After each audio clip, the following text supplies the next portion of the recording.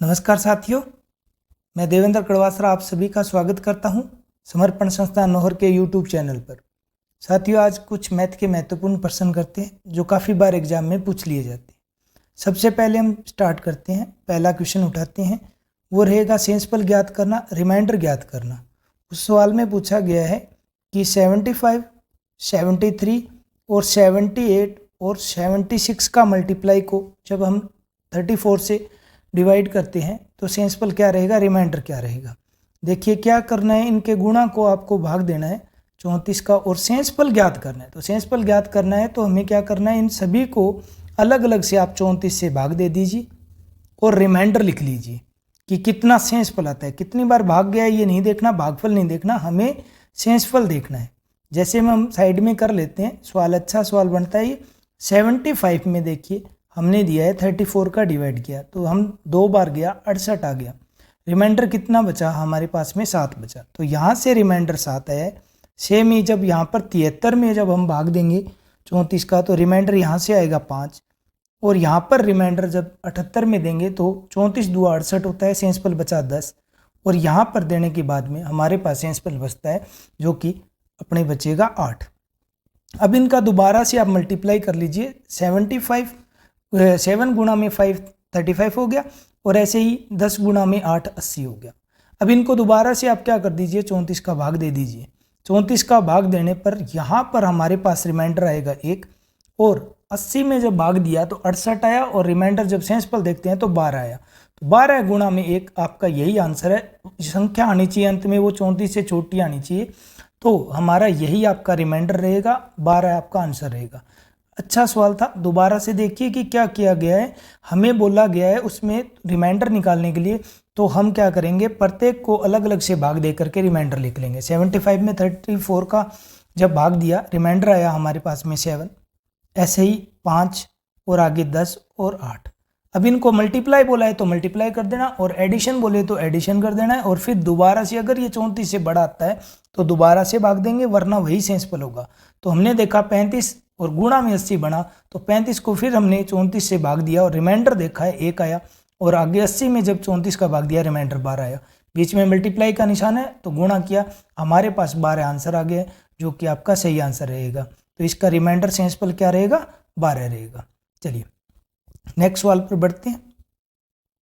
कहता है 2 अंकों की सभी सम संख्याओं का योग कितना होगा। तो हमें पता होना चाहिए 2 अंक की सभी सम संख्याएं कहाँ से स्टार्ट होगी, 10 से, और अंतिम संख्या क्या रहेगी हमारे पास में, 98 रहेगी।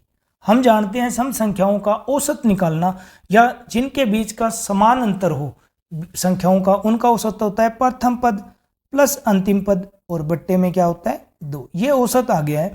और औसत गुणा राशियों की संख्या क्या होती है, हमारे पास सदैवी योग होता है। तो योग कितना होता है, योग का सूत्र क्या होता है, औसत और गुणा में राशियों की संख्या। औसत हमने निकाल लिया, पहला पद प्लस अंतिम पद बट्टा में 2। अब राशियों की संख्या देखिए, हमें पता होना चाहिए कि 1 से लेकर के 98 तक हमारे पास 49 सम संख्या होती है और 49 ही विषम संख्या होती है। तो हमारे पास 49 विषम संख्याएं आ गई है और 49 ही सम संख्याएं आ गई है। अब उसने कहा 2 अंक होगी, इसका मतलब 2, 4, 6 और 8, ये 4 संख्याएं हमें नहीं लेनी क्योंकि हमें 2 अंकों की लेनी है। तो टोटल तो 49 है, ये 4 घटा दीजिए तो हमारे पास 45 ऐसी संख्याएं हैं जो क्या है, 2 अंकों की है, सभी सम संख्याएं। अब इनको मल्टीप्लाई कर दीजिए, यही आपका आंसर होगा। हमने देखा इसका मान 54 और गुणा में क्या आया 45, जिसको गुणा करने के बाद में हमारा आता है 2430। यही आपका आंसर रहेगा। तो हमने क्या किया है सवाल में, उसने 2 अंकों की संख्याएं बोली है। या तो आपके पास टाइम है तो सभी को टोटल कीजिए, यही है, और नहीं है तो याद रखिए जिन संख्याओं के बीच का अंतर समान होता है उसका औसत का सूत्र होता है पहला पद प्लस अंतिम पद और बट्टे में 2। और फिर राशियों की संख्या का जब हमने गुणा किया, संख्याएं 45 कैसे निकली है, हमने देख लिया 1 से लेकर 98 तक 49 आपके पास सम संख्या होती है और 49 ही विषम संख्याएं। 1 से 98 तक हमें सिर्फ 2 अंकों की लेनी है। इसका मतलब इनके बीच में हमें ये संख्याएं और काउंट कर लिया, 2, 4, 6 और 8, ऐसी 4 संख्याएं और है। तो 49 में से मैंने 4 घटा दिए। अब हमारे पास बचे कितनी है, 45 सम संख्याएं बची है। इस वजह से एवरेज गुणा राशियों की संख्या से योग निकाल लिया गया है। अच्छा सवाल था। 2 अंकों की सभी सम संख्याओं का योग कितना होगा। जो साथी जेल प्रहरी की तैयारी कर रहे हैं, अब उनके लिए आगे और सुनहरा मौका रहेगा। चतुर्थ श्रेणी राजस्थान में जो 53,000 प्लस पोस्ट हैं उनके लिए भी, और जो साथी स्कूल या कित्ता वगैरह की तैयारी कर रहे हैं तो वहाँ पर भी ये सवाल अच्छा इंपॉर्टेंट रहेगा। और रेलवे और एसएससी के लिए तो मैथ के सभी महत्वपूर्ण नंबर सिस्टम के क्वेश्चन हम आज कर रहे हैं भाई। आगे ये स्कूल व्याख्याता की तैयारी करे साथियों के लिए एक अच्छा सवाल रहेगा। हमें पता होना चाहिए, एक चीज़ जाननी चाहिए कि भाजक गुणा में भागफल और प्लस में शेषफल सदैव ही क्या होता है, भाज्य के बराबर होता है। इतनी चीज़ों में वैल्यू पुट करनी है और हमारा आंसर आ जाएगा। अभी उसने क्या कहा है, सवाल में बोलता है कि क्या भाजक क्या है, भाजक भागफल का 11 गुणा है। भागफल का क्या है, 11 गुणा, लिख दिया। और इसी बात को कंटिन्यू बोलते हुए क्या कहते हैं कि शेषफल का 5 गुणा है। कौन, भाजक की जगह शेष का क्या है, 5 गुणा। और अंत में उसने शेषफल दे दिया कितना, 44 दे दिया। अब इस हिसाब से 44 को जब 5 से गुणा करेंगे तो हमारे पास भाजक आ जाएगा, जो कि कितना आता है, 44 गुणा में 5, 220। यहाँ से भाजक का मान हमारा 220 आ गया। अब देखिए भागफल गुणा में 11 है, किसके बराबर है, 220 के बराबर है। जब ये 11 इसके बट्टे में आएगा, हमारा सवाल है में क्या रहा, भागफल किसके बराबर आ गया, भाजक बट्टा में 11 है, और भाजक का मान है 220 और बट्टे में 11, तो भागफल आ गया 20। अब इनको बस वैल्यू पुट करना है और आपका भाज्य आ जाएगा। उसने भाज्य ही पूछा है या वह संख्या पूछी है, तो वह संख्या क्या होगी, भाजक का मान रखिए 220, भागफल का मान उसने दे रखा है कितना, भागफल हमने निकाला है 20, और शेषफल सवाल में दिया हुआ है वो है 44, 0 और आपके पास ये, और टोटल में क्या रहा, 44।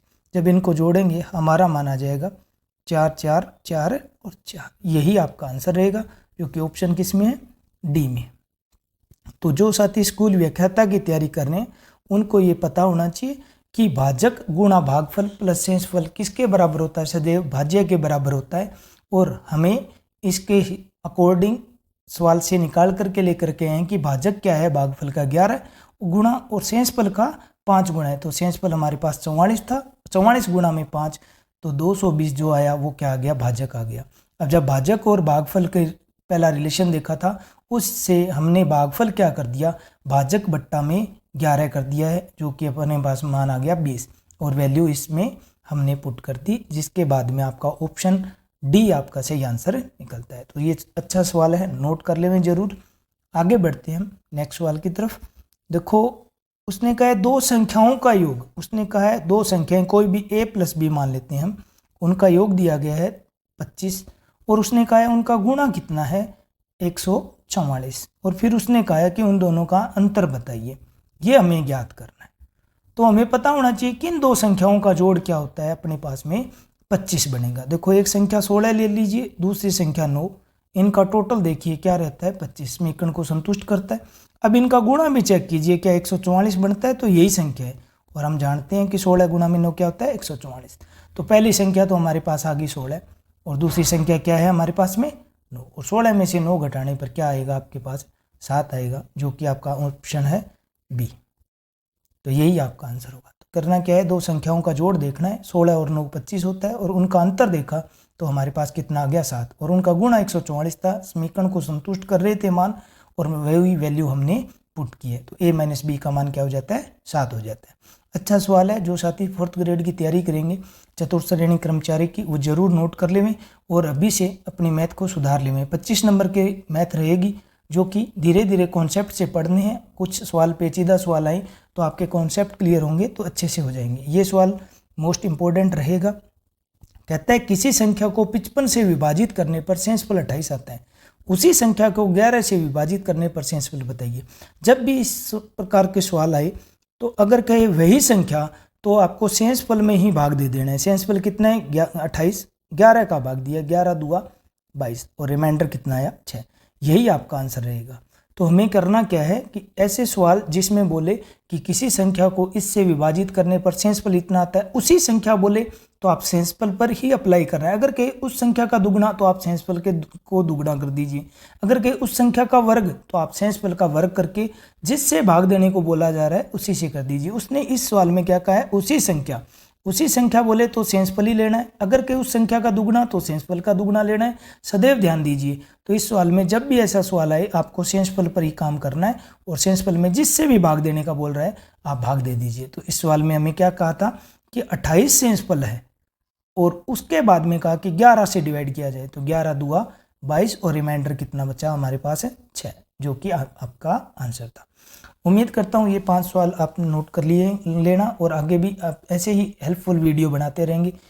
आज का वीडियो आपको अच्छा लगा होगा। ज़्यादा से ज़्यादा दोस्तों को शेयर कीजिए और अपने सुझाव ज़रूर कमेंट बॉक्स में दीजिए कि क्या कुछ किया जाए कि जिससे चैनल भी अच्छा रहे और आपकी तैयारी भी अच्छे रूप से चलती रहे और जल्द ही सभी साथियों का चयन सरकारी सेवा में हो। अपने अच्छे सुझाव ज़रूर दीजिए और ज़्यादा से ज़्यादा इस वीडियो को अपने दोस्तों में साझा कीजिए। धन्यवाद। जय हिंद, जय भारत।